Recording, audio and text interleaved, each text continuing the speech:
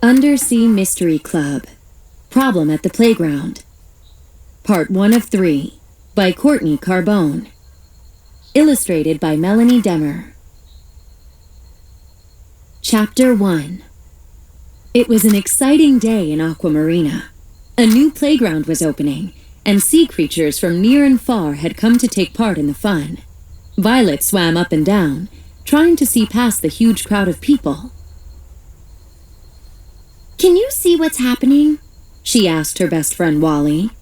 Wally was a narwhal with a long pointy horn like a unicorn. He tried to get a better view, but accidentally bumped into a merman in front of him. "Ouch!" the merman exclaimed, rubbing his tail. "Oops, sorry," Wally replied. He sometimes forgot how sharp his horn could be. Violet offered Wally a supportive smile. So did Dusty, the starfish, who lived on top of her hair.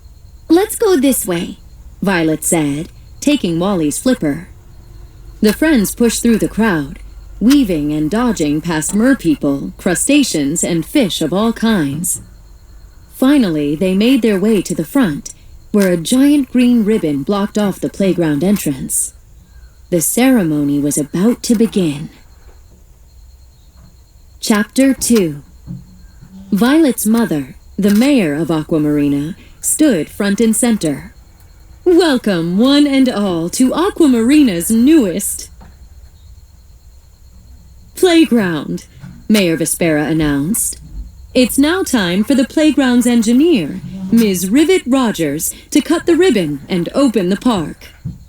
Rivet swam forward and pulled a big pair of scissors from her toolkit. But instead of a snip, there was a clatter. The scissors had fallen apart. "That's strange," Rivet said, inspecting them. "These scissors are missing a piece." Violet nudged Wally. "Maybe we can help," she offered. "Yeah," said Dusty. Mayor Vespera smiled down at them. "Wally, will you do the honors?" she asked. Wally blushed. He didn't like being the center of attention, but he did like helping out. With a great swoosh of his horn, he cut the giant ribbon in half. Everyone clapped and cheered. "Aquamarina's new playground is now open!" Mayor Vespera exclaimed. Suddenly, a terrible rumbling sound came from inside the park. The clapping and cheering stopped. Everyone looked on in shock as the playground equipment began to fall apart. Clink, clang, clunk. One by one, the monkey bars fell to the ground. Kerplunk! The swirly slide fell down and rolled to the side.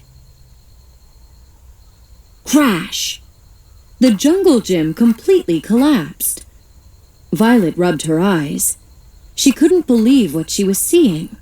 The park now looked like a giant heap of scrap metal. Chapter 3. "My beautiful park!" Rivet cried. "What happened?" The mayor quickly stepped in and called everyone to attention. "It looks like we are having some setbacks," she said. "We will postpone the opening until a later date." Everyone groaned. A small sea turtle began to sniffle. Violet thought quickly. She tapped her mom on the shoulder and whispered something in her ear. The mayor nodded. "Please come to the town hall for refreshments," she announced. "Violet reminded me that our baker has prepared some delicious seagrass cookies." Everyone forgot all about the park and rushed toward the town hall. "Where do you think you're going?" Violet asked, grabbing hold of Wally's tail as he followed the crowd. "Free cookies," Wally replied, licking his lips. "Don't you want to stay and see what happened?" "Not as much as I want those cookies," Wally admitted. "Let's see what's going on first," Violet said. She waved for him to follow. Wally sighed. He knew there was little chance of cookies in his future. A team of security dolphins arrived on the scene. They surrounded the park with bright yellow tape that read, "Danger! Do not cross." Meanwhile, Mayor Vespera held an emergency meeting with Rivet and her team of engineers. "I can't believe it!" Rivet exclaimed, picking up a loose monkey bar. "Someone took all the screws, hinges, and nails from my equipment. It must have happened after our final safety check last night," the captain of the security dolphins replied. "Everything was in ship shape." Said the mayor, inspecting the mess. "It's quite a mystery." At the word mystery, Violet's ears perked up. She locked eyes with Wally. They had a lot in common, but the thing they had most in common was their love of solving mysteries. To be continued. Working with science. Civil engineers.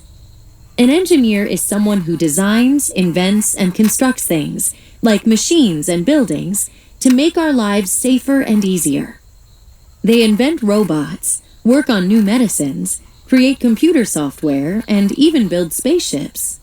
Civil engineers like Rivet are able to create large structures like parks and playgrounds. Maybe one day you can become an engineer and build something that helps people too.